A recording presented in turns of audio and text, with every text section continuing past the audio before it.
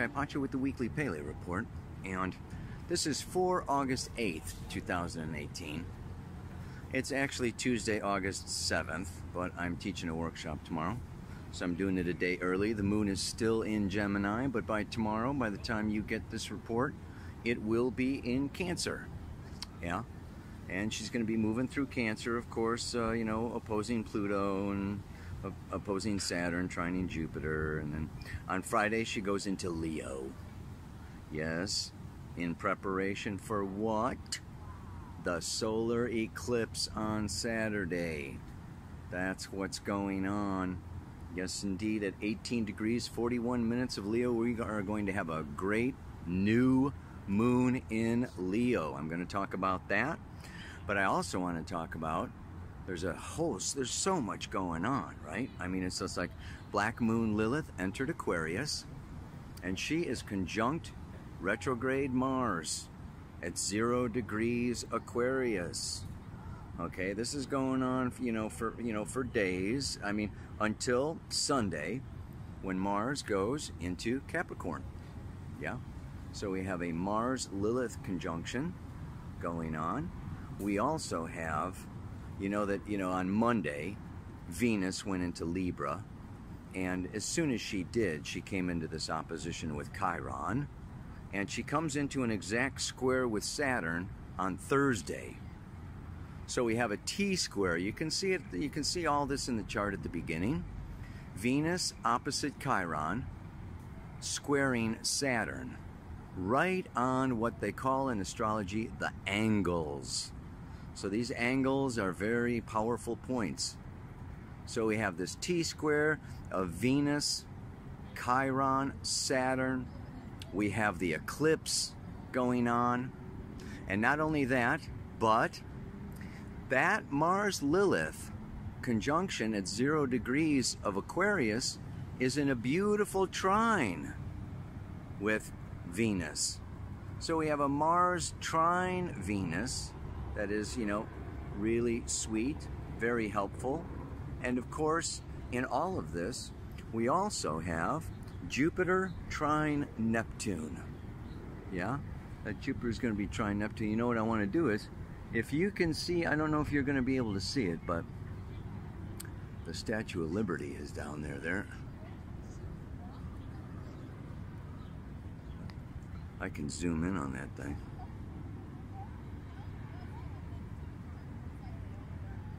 There she is. Okay, well, it ain't gonna get done till you do it.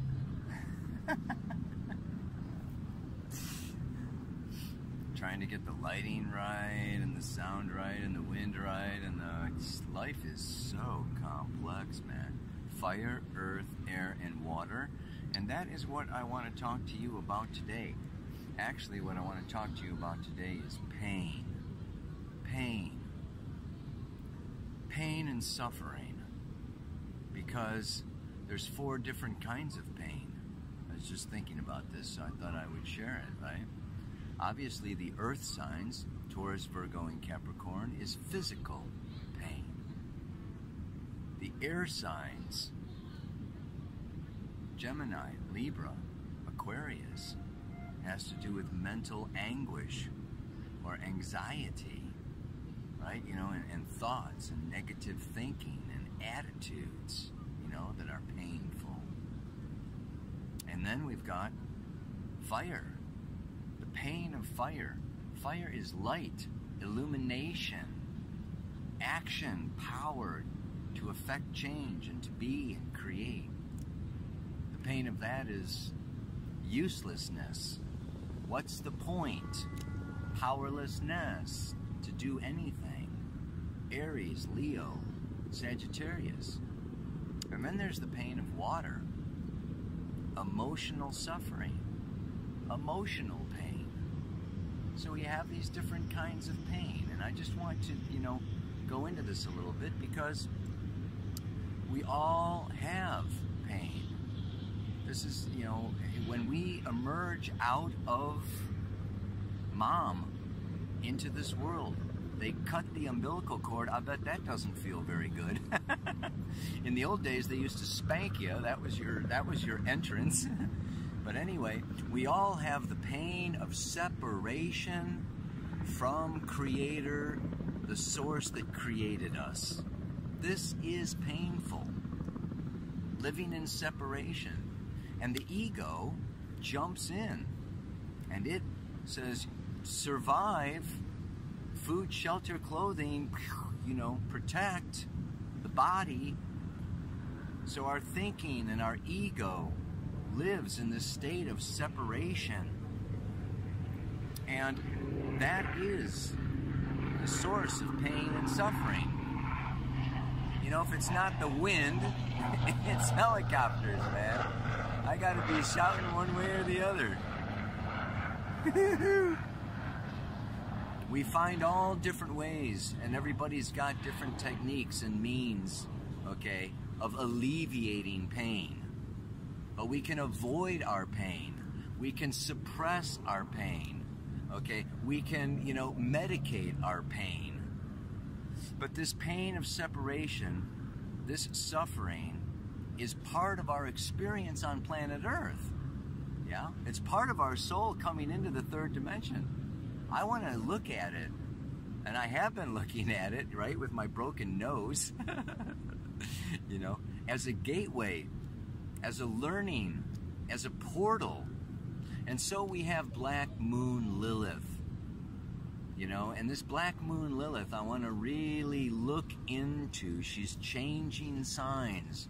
She is the feminine dark goddess, Kali, the destroyer, but also the great Kundalini power that is both a death force and a creative force. So this great dark mother gives birth, and raising this Kundalini is this powerful, it's the life force, and it's feminine, and it's dark, and we're emerging out of a patriarchy of fire and air and light and thought and clarity and illumination and power and ego control and individuation. And now we're coming into a time of the re-emergence of the dark. The galactic center is a black hole. We're moving from the sun being the center to the black hole being the center. And we go into this black hole. Yeah, it kind of sucks us in, it draws us in. And it is, what I say, absolutely out of our control. There's no way, we have no chance of the ego. This is a force that will put the ego like a little ant under a giant's foot. The ego is nothing compared to the power of the life force that is constantly recreating itself out of the void, out of infinite potential. This life force is like overwhelming. So it's no wonder we are afraid of it. Because there's a sense of powerlessness, there's a sense of helplessness, there's a sense of, like death. And the ego fears death and overwhelm. So we put up barricades, okay? And these barricades to that, to that energy, to that life force, okay, create conditions and situations where that fear that leads to separation then also leads to conditions of pain and suffering. And, she's now been, coming through. And this is the other part of it, though. When we are able to shift our identity from ego to soul spirit and go into and allow her, that force, that Kundalini force, into us, and we have the courage to let go of that fear, and we surrender to this life force, this is where, you know, it's absolutely humbling.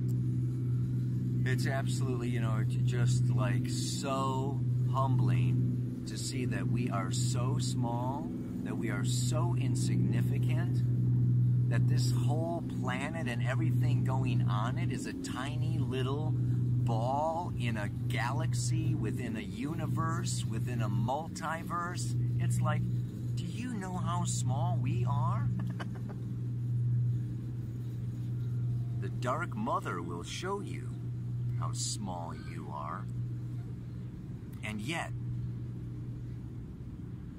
when we go there, and in all humility, we open ourselves, this is where we can also experience the awe, the wonder, the majesty, the immense beauty, the intelligence, the magnificence. I mean, the words just go on and on and on and on. The mystery of life. That's what this mantra is about. It's the mystery of life and death. And it is so amazing. It's beyond words. It's beyond thoughts. And this is where the water comes in and the feminine comes in. Our bodies and our feelings. We can feel the life force. We can feel the creative life energy, the juice flowing in us and through us and out of us into the world. And when we go into our heads, or we try to think about it, explain it, judge it, it immediately eludes us and disappears and goes away and abandons us. It's like it's not about to be contained, explained. It's too big. It's too great. So as long as we are attached, okay, to our thought perceptions and everything, we're going to miss this tremendous opportunity. So this resurgence now of the feminine has to do, yes, with this energy. And this, let's look at Black Moon Lilith. She's been in Earth for 9 months, okay, in Capricorn, and now she's moving into Aquarius. And Aquarius is the galaxy. Aquarius is the future. Aquarius is stepping up, stepping out, stepping back, stepping away. This is such a time of each and every one of us having a tremendous opportunity to expand our consciousness. But this expansion of consciousness is going to be challenged by Lilith. It's going to be challenged by the feminine. It's going to be challenged to where that it's not so much about head. And what is Aquarius? Science and technology, getting lost in our heads, and Google and Facebook and, you know, all the technology and, you know, all of this, you know, this collective global enterprises. We may see challenges happening with the web. We may see challenges happening with, you know, the United Nations and global associations and corporations and, you know, this whole organizations of things, because to the extent that they take us out or away from knowing source, from knowing God, from knowing love, they will not be tolerated by the divine feminine. So it will be an interesting 9 months to come. And I encourage you, yes, to not be overly distracted, overly taken away, overly taken out. This whole Uranus square the moon's nodes, Venus opposing Chiron, this is a time of tremendous healing through breaking through. And that breaking through is to open ourselves to feeling the heart space. And this is where we will find unconditional self-love. This is where we will find the bosom of the life force, supporting, nurturing, and holding us. And this is what will give us the courage to not only create and be a co-creator, but to face, okay, all those living in separation on this planet and still remain open, remain vulnerable, to be a model, to be an example, right? To like really bring in through the North Node in Leo. This is what this solar eclipse is about. This is a birth time. We've all kind of had that first solar eclipse in July. We've been kind of losing, surrendering, going down under into chaos and letting go, and everything like just falling apart and just not happening and not working, and all the doubts and questions and blah, blah, blah, blah, and the ego just kind of going, ah! Just so we could feel our feelings. And this is Lilith conjunct Mars. Mars wants to actively go into, this is like the Voyager entering the galactic center. Ow! And this now is the reemergence. Yes, the solar eclipse coming up here on the 11th. Super powerful. So, you know, it's like, you know, the end of the birth canal, or the end of the tunnel, is kind of coming into sight. Of course, there's more and more and more to come, but at least this little bit of a phase here, I really believe that this Sun conjunct, you know, the retrograde Mercury right now, you know, it's like, here's Earth, here's Mercury, and here's the Sun. And it's just like Mercury is coming around, getting some messages from the Sun. Yeah?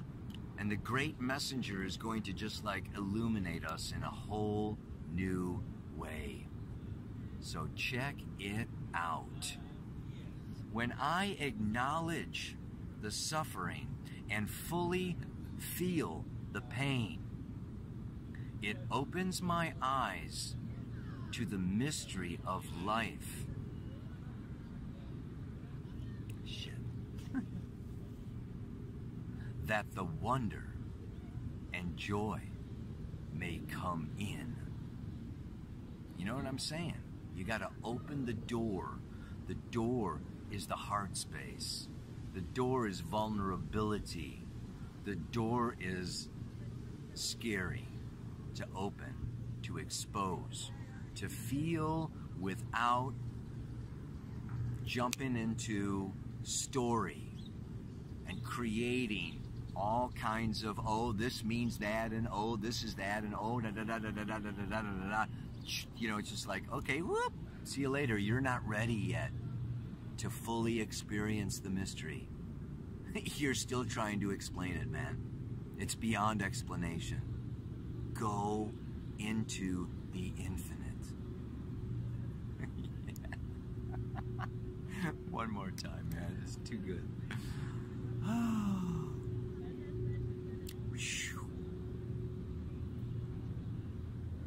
When I acknowledge the suffering that's here on planet Earth, right? Don't try to just medicate it and go away from it and avoid it and just, you know, open up and feel it. It's okay. When I acknowledge the suffering and fully feel the pain, it opens my eyes to the mystery of life. That wonder and joy may come in. May wonder and joy come into your life. Namaste. Aloha. So much love.